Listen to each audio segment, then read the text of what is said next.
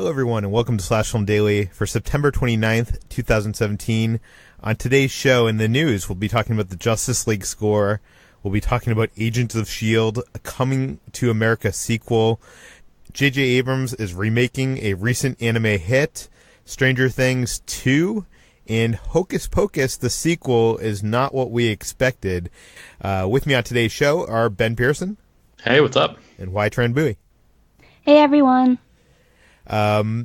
Let's just dive into this because we've got actually a lot of news to talk about today. It's actually been picking up now that the film festival is over.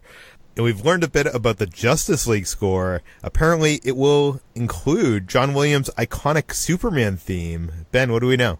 Yes, Danny Elfman, who is providing the score for the upcoming Justice League movie, said in a recent interview with Billboard that he is going to be including the classic John Williams theme in his actual score. He said, "There are a few little fan moments. I instated a moment of the Wonder Woman theme that Hans Zimmer did for Batman vs. Superman, but I also had 2 minutes where I had the pleasure of saying, let's do John Williams Superman." And that, for me, was heaven, because now I have a melody to twist, and I'm using it in an actually very dark way, in a dark moment. It's the kind of thing that some fans will notice, some won't. It's a moment where we're not really sure whose side he's on.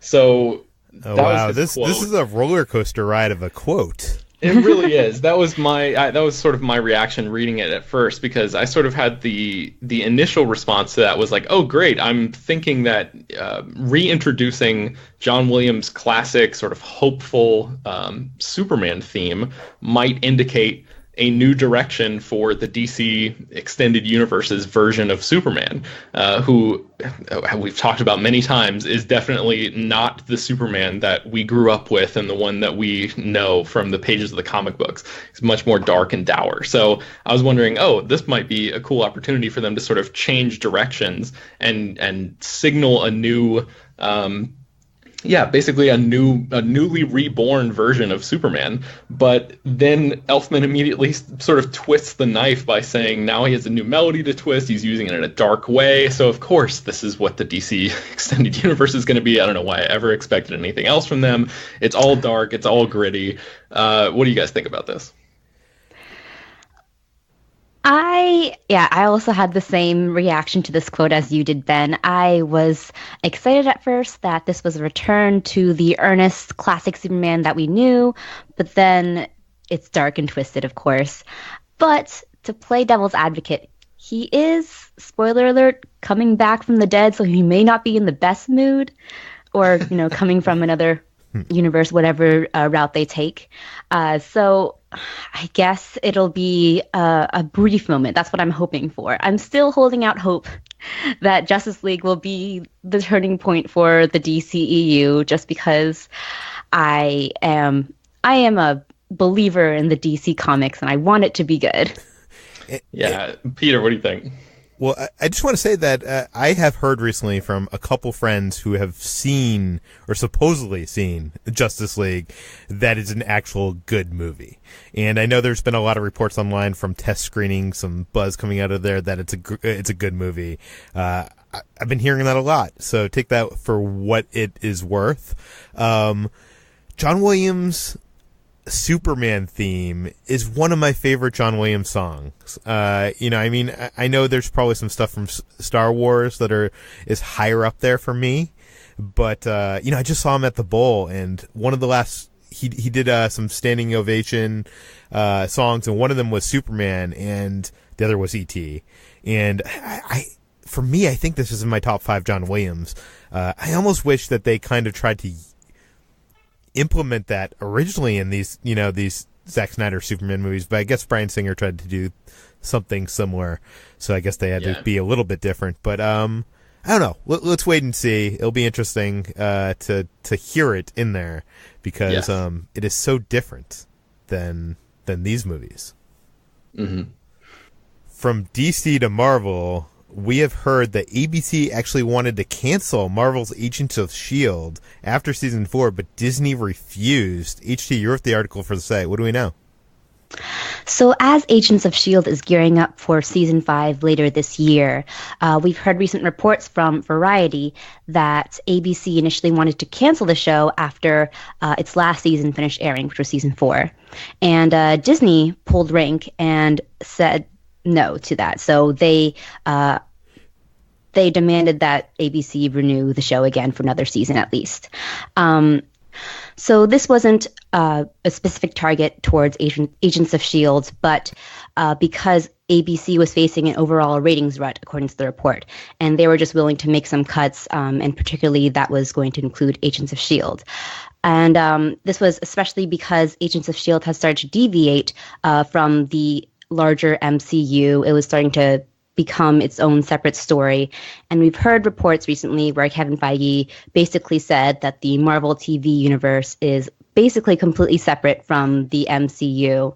And while some Agents of S.H.I.E.L.D. showrunners and cast members were a little bit angry about that, that has led to some of Agents of S.H.I.E.L.D.'s best and most compelling storylines, from my personal opinion. So I think season 3 and season 4 especially were some of their most ambitious and cohesive stories that we've seen. So I'm hoping that season 5 they'll continue their sort of upward trajectory and will prove that Disney was right in saving them from the axe.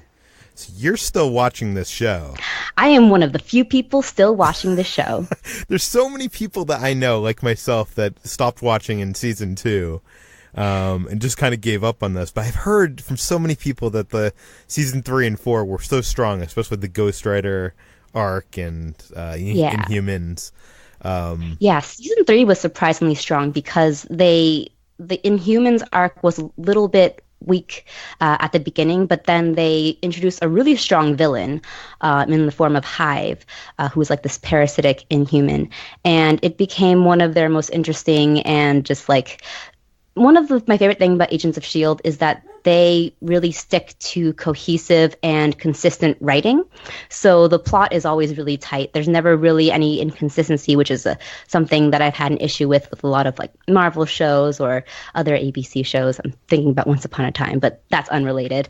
But I've always admired that. Like the biggest complaint I have with Agents of S.H.I.E.L.D. is that it can get boring. And I don't think that's the worst thing it can do. It has its lulls, but when it's good, it's good. It's not like the best TV show on there, but it's still delivering quality episodes mostly every week that, gets kind of looked over. It's tough with these network shows because you have, a bigger number of episodes than usually you do on Netflix or AMC or any of the premium channels, but I don't know. It would take a lot to suck me back into Agents of S.H.I.E.L.D. Yeah, it's a lot of episodes. I'll just say it's doing really well for its primetime network order. Like, it consistently delivers very good arcs despite having to deal with 22 episodes a season, which is more than I can say for some of the Marvel Netflix shows. So I guess I would even rate Agents of S.H.I.E.L.D. above a few Netflix shows that will remain unnamed. Well, I'll say it, Luke Cage and Iron Fist probably. I think most people would agree with you on that one. Moving on, Coming to America is a sequel we've heard about for decades now. And now it seems like it's going to be happening. It has a director. Ben, what do we know? Yes, the 1988 comedy Coming to America, which starred Eddie Murphy. I think he was only 21 at the time, or playing a 21-year-old character anyway, so that's how long ago this was. Sequel to Coming to America has been sort of, as Peter mentioned, in the works for a long, long time. The most recent update is that Blackish creator Kenya Barris is going to be rewriting the script, and Jonathan Levine is going to be directing. Levine, you might recognize his name. He's the guy who directed 50-50, The Whackness, The Night Before, and most recently the Amy Schumer, Goldie Hawn comedy Snatched, which I didn't see. But other than that, I like most of Levine's movies. So he seems like a strange choice for this particular project, just because maybe anybody would seem like a strange choice for Coming to America 2 after so many years. And it's one of those projects that like Eddie Murphy has said, oh, it's not happening. Oh, yeah, we're sort of thinking about it. Oh, it's not happening. Like at one point, in his article on Slash Film, you can read about this. Chris mentions that Eddie Murphy like tweeted about his involvement, and then he deleted the tweet, claimed his Twitter account had been hacked, and then deleted his entire Twitter account. So it seems like, oh my God, there's a lot of up in the air thoughts about what the hell is going on with Coming to America, whatever it's going to be called, Coming to America 2. But yeah, I guess it's happening, and Jonathan Levine is directing. Peter, are you a fan of his work? I mean, I'm a fan of his earlier work. I liked The Whackness. I liked 50/50. And I liked... I didn't love that... what's the Christmas movie he did with Seth Rogen? And, The Night Before. The Night Before. He does have a good sense of heart and comedy. I don't know. It just seems like such a weird project for him to undertake. Yeah, definitely. And And by the way, Eddie Murphy was like 26 when Coming to America was made. Okay, good to know. But I'm wondering what the story will be this time around. Like, what could it possibly be? Like, him going back home? Is that like? I guess, I don't know. Yeah, it's a very weird. And like, is Arsenio Hall going to be involved? Is James Earl Jones going to be involved? Like, I don't know. It's a weird one. And I've only seen this movie a couple times. Back when I was a kid, so I don't really remember the potentially intricate mythos of the Coming to America universe. But yeah, I don't really know where they can go with this. It's an enjoyable movie, and one thing that I didn't really realize when I saw it when I was a kid is Eddie Murphy plays like so many characters in the movie. Oh yeah, like that was definitely like a precursor to his like Nutty Professor days and all that stuff. Yeah, so I wonder if that would be something that he would do again in playing these multiple comedy roles. H.T., do you have any experience with Coming to America? I have only seen it once on cable, although it was fairly recently. It's a good movie, but yeah, I don't really know where they could pick up because they do end up back in, what country are they from? Whatever fictional African country they're from. Oh yeah, it's called Zamunda, I believe. Zamunda. Yeah, so I'm not sure. Like, it's a basic happy ever after, so I don't know what they could do. Maybe his kid, Yeah. Probably that's what they'll go through. I mean, it's probably going to be that. It's probably going to be some kind of legacy equal. Yeah, I wonder if it's... I bet you this is what it is. I bet you that they moved to the United States, they've been living in the United States, and the kid wants to go back home, kind of thing. That's what I'm betting, but who knows? Yeah. And the kid can't tell anybody that he's the son of the king, and... okay. Moving on from that to another film that we never thought was going to get a sequel. We've been talking about lately. Hocus Pocus is kind of sort of getting a sequel. We learned yesterday that a script was in development and it was in the works for the Disney Channel. I'm kind of disappointed. This is not what I was expecting. HT, you were at the story for Slash Film. What do we know? Yes, so yesterday we learned that the original Hocus Pocus co-writer, Mick Garris, was speaking about a Hocus Pocus sequel. And today we learned that was actually not the case. The project that is in the works is a Hocus Pocus remake in the form of a TV movie made by Disney Channel. So the new Hocus Pocus TV remake will be written by Scarlett Lacey and will be executive produced by David Kushner, who was the original movie producer. And none of the original stars or writers or directors will be involved. So that will mean no Bette Midler, no Sarah Jessica Parker, no Kathy and Jimmy. And the original director, Kenny Ortega, who was behind Disney Channel hits like High School Musical and The Descendants, is not involved either. So it is a big letdown because this Hocus Pocus sequel was another one that had been in talks forever and was an idea that had bounced around Hollywood for a couple decades, so much so that Bette Midler had declared that she would not be participating in it, although as recently as last year, Sarah Jessica Parker said she was still on board to return. And as recently as yesterday, Mick Garris said that there was going to be a sequel with all the original stars returning, and unfortunately, that is not the case. So it is going to be a remake with entirely new stars, and it will be a reimagining of the original 1993 movie. HT, did you grow up watching this movie? I did grow up watching it. So I did not have cable as a kid, but I still managed to watch Hocus Pocus every year at Halloween because I had cousins who had cable, and we would just, gather. And when we were too young to go out trick-or-treating, we would just watch Hocus Pocus, and it was a great movie. I still remember Bette Midler singing "I Put a Spell on You," and it's so fun. It's so charming and silly and campy. And I think this, to me, reminds me of, like in the late 90s and early 2000s, there was a lot of direct-to-DVD sequels and remakes of movies. Mm-hmm. And that's what it just seems like this is. It seems like they're just, like, doing it for the money. They're, slapping the name on it. They're doing, like, it's probably going to be a lower budget. It's going to feel TV. It's not going to feel like a movie, and it's going to be released on Disney Channel, and no one's going to care because if you want to see that story, you're going to want to see the original. Yeah. And if you're going to remake it, why not remake it for the big screen with a bigger budget and today's effects or something? This just seems like it's worse in every possible respect. Yeah, it's just trying to tap into that nostalgia money, but they're not going to get any money. They're just going to have viewers tuning into their TV remake. So I don't know. It's a letdown, definitely, from all of the anticipation we've had for this no longer existent sequel. Some photos from Stranger Things 2 have come out, and some new details have been revealed about this season's quote-unquote shadow monster. Ben, you wrote it up for the site. What do we know about the shadow monster?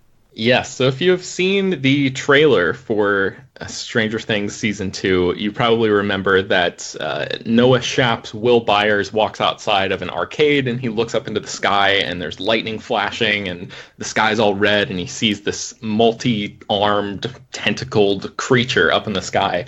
And that is apparently the big bad of Stranger Things Season 2, and the kids refer to it as a shadow monster. The Duffer Brothers, who are the co-creators of the show, basically said in a new interview with Entertainment Weekly, they sort of talked about their inspirations and stuff. They said, our big reference for the Demogorgon in Season 1 was mostly Jaws. It's a shark, and the other dimension is the underwater. So there has to be something more sentient, and that's that big thing in the sky. There's an H.P. Lovecraft sort of approach, this interdimensional being that's sort of beyond human comprehension. We purposely don't want to go too much into what it is or what it wants. So that was the quote. I'm not sure if he means we don't want to go too much into it right now in a pre-show interview, or if in the actual show the kids aren't really going to know too much about what it is. But Ross Duffer, the other Duffer brother, said, I think the difference is you don't really see how it's all tied together until later, but it's all connected to the singular threat, which is tied into the shape that Will sees in the sky. Will is the way through which we're able to understand what's going on. So that's what we know so far. And there are a couple pictures of Millie Bobby Brown's 11 with sporting a curly haircut, and David Harbour's Jim Hopper, who looks to be in some sort of hospital gown or some sort of weird shirt, weird garment there. So yeah, you can read all about that at /film. Do you guys think that they need to explain, the origins or what is going on with these monsters, or should it always be kept mysterious? I mean, they said that they've had a plan, that they're, that they have like a Bible explaining it all. But is this something that do they need to explain the lost smoke monster? Do you know what I mean? Like, or can this just be a monster that these kids are fighting? What do you guys think? HT, why don't you go first? Well, I'm personally a fan of keeping the intrigue alive, or keeping it in the shadows, as it were. And I also like the idea of the Lovecraftian monster. That's a really interesting and visually stunning idea that I don't think I've seen much on television. So I like that idea. And also, the description of the monster sounds a little bit like the creature this is spoilery, but the creature in It. So when that is later revealed, which is an interesting also tie-in to that sort of 80s nostalgia. Yeah. So I like it mysterious. I don't need a whole prequel franchise describing the villain of the piece. I like to keep things. I like to keep the stakes high when there is more mystery involved. Yeah, I tend to agree with you. I do think that it might be a little weird for this show, which I think is planning to run for something like 4 seasons, if these kids don't ever really learn anything about the Upside Down and the creatures that are in it. If they're just sort of running scared from them the whole time, it might feel like the show is spinning its wheels a little bit. So I feel like it worked really well in the first season because we are just like these kids where we don't really know what the hell is going on. We're being introduced to this other dimension just like they are. But I feel like these kid characters are smart enough where I hope they would try to start learning about it and, putting the pieces together and stuff like that. So I agree that obviously I don't want any sort of like didactic explanation of like, this is this thing and this is exactly where it came from and this is why and whatever. But I do feel like I hope there's a little bit of progress made by the characters in the show as the series continues to progress. Yeah, I think it's important to establish some sets of rules, even if it's vague, of like, how they can combat this monster or where it appears. Do you know what I mean? Like, it just like little things. Mm-hmm. It doesn't have to tell the whole story, but it needs to tell us something. But moving on from that, finally to the JJ Abrams story I teased at the beginning of the show, and that is he is remaking an anime hit called Your Name. This is a film that was on HT's Best of the Year list that we had on the podcast a month ago or so, month and a half ago. So HT, I mean, you're a big fan of this. I don't think Ben or I have either seen this. Nope. Tell us about this. So Your Name is this really sublime, metaphysical coming-of-age movie that was the highest-grossing movie in Japan in 2016 and is the highest-grossing animated film since Spirited Away hit the box office, I think more than a decade ago. And so it's a huge hit in Japan, and for good reason. It's a incredibly beautiful, incredibly moving film that takes this sort of comedic body swap movie and turns it into this sort of allegory about love across distances and longing and the sort of emptiness of having something missing in your life. And it has, time travel elements and a bunch of sci-fi twists in there as well. But these sort of supernatural elements are only there to prop up the mundanity and like the realism of the story. And I cannot ramble about this movie enough. I love it a lot. And that's why I'm very defensive of it when I hear that JJ Abrams and his studio Bad Robot are planning to adapt this movie into a live-action film in Hollywood with the help of Oscar-nominated Arrival screenwriter Eric Heiserer. It's not said yet whether Abrams will direct this film. It's just saying that he is currently helming this project. And it's also in collaboration with the studio that was behind the original film, Toho.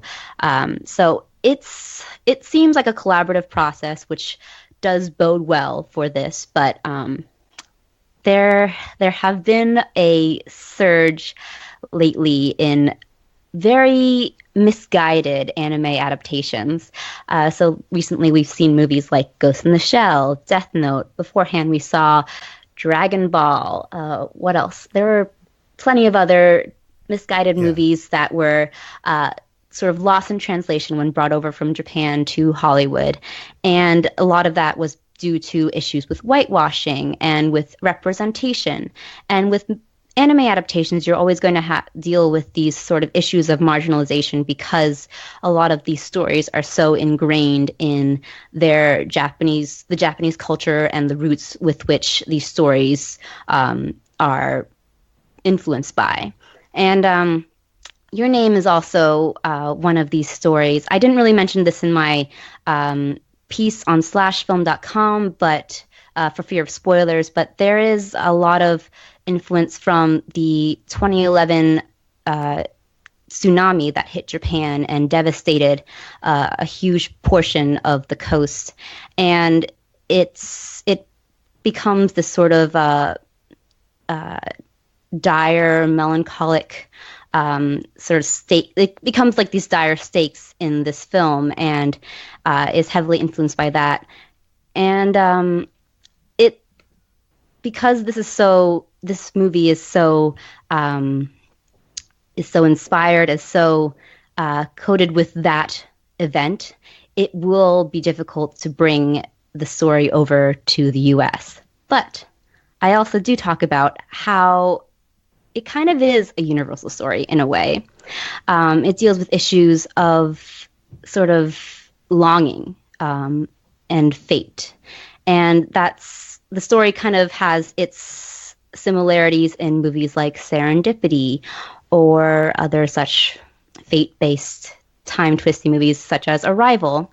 And that's why I kind of approach this movie cautiously, because it is such a rich and special movie for what it is and how it's based in this Japanese inspiration and roots. But I wonder if it can be recontextualized into a story that is more universal or is more westernized. So this is kind of what I grapple with in my story on slashfilm.com, and I don't really have the answers. I do hope that Abrams and Bad Robot, who have after the events of Oscars So White, they've put out a diversity quota, and I hope that they will follow through with that with the remake of Your Name, and perhaps not make a direct remake, but make something that is somewhat inspired by it, such as The Departed or The Magnificent Seven. Yeah, and it should be mentioned that JJ Abrams recently, I know, has been pushing for more diverse casts and diverse crews. And, obviously, he did a Star Wars movie that starred a woman and a black man. And do you know what I mean? Like, it's mm-hmm. I feel like I have more faith in him than these others that have watched stuff. But maybe that's ill-advised. I'm just wondering, do you think like Ghost in a Shell seemed like a movie that they should have just kept it in Tokyo and kept it there? Like, is this a film that, do you think they will bring it over to America? Do you know what I mean? Like, setting wise, or? I think they could. I think that, like I was saying, it could be recontextualized into an American story. These issues of longing, of sort of this lost love, and of having that missing piece that grows with you throughout your life. It can be brought into an American context, and I think that I do trust. I think JJ Abrams and the Arrival screenwriter, because it was also really touched into those themes of the metaphysical yearning and human emotions. Eric Heiser, I'm sorry, that's the screenwriter's name. I like their work. I've been an ardent fan of Lost, a huge defender of that, and I am torn because this movie is so special to me in its own unique way, and I'm fearful that any Hollywood adaptation would neuter or water down the initial impact that this story had on me. But I think that if they make it their own and turn it into a completely different story while keeping parts of its inspiration, it could become a worthwhile remake. I don't know. I'm actually I'm optimistic about it. This might be going against what I usually argue for in terms of diversity, in terms of anime adaptations, but I like this team, and I don't know. Wish. It seems like they could set it in America and have Asian actors star in it, and that would be a way to sort of strike a balance between the two. That would be pretty awesome. No, I would like that. And I think that it would be interesting if they had it set across countries as well, instead of just across one country. So, for example, in Your Name, it's just set in the Japanese countryside and in Tokyo. So it's about a city boy and a country girl and their sort of intrinsic connection that they suddenly strike up because of this body swap. And I think it would be interesting if they had not just a sort of different background mix, but also a cross-cultural mix. That would be really interesting. Oh, that would be cool. Someone in Japan and someone in America. Yeah, I would like that swap? Actually. See, I'm thinking about it and I'm like, okay, this could be good. This could be good. Yeah. I just hope that they don't water it down in any way. It should also be mentioned that we mentioned on the podcast that Paramount is very upset with JJ Abrams. He has his production company, Bad Robot, is housed at Paramount, and they spend lots of money on that. And he kind of ditched them to make a Star Wars movie, and he's ditching them again. And then he did it again. Yeah, to make another Star Wars movie. So I heard from around Hollywood he's been scrambling to get projects going at Paramount and Bad Robot, and this is obviously the first one to be announced. But we'll see if it actually happens. I like the team involved in it, and I'm excited for it. And I still got to check out this anime. I know that you've been raving about it. Yeah, I feel like I'm not really a big anime watcher, but listening to you talk about it, HT, it makes me want to check this out, so I'll have to do that. It's so good. And check out Makoto Shinkai's other works as well. I talked about this on the podcast previously, but his short film 5 centimeters per second heavily inspires Your Name, and it delves into a lot of those similar themes, but is a lot more just photorealistic, languid depictions of Tokyo life. So if you want to have more of a slow burn movie, that one is a good one. But Your Name is definitely a lot more uplifting and has less of a bittersweet ending. Cool. You can find more on all these stories on slashfilm.com. You can find my work on the site as well as at slashfilm on Twitter. You can find Ben at Ben Pears on Twitter. You can find HT at H.Tran Bowie on Twitter and the Millennial Falcon podcast. And you can listen to this podcast, subscribe on iTunes, Overcast, Google Play, all the popular podcast apps. It's published every weekday. Please send us your questions for the mailbag, peter@slashfilm.com. Leave your name and general geographic location in case we mention it on the air. And please review, rate, spread the word, and we will talk to you tomorrow.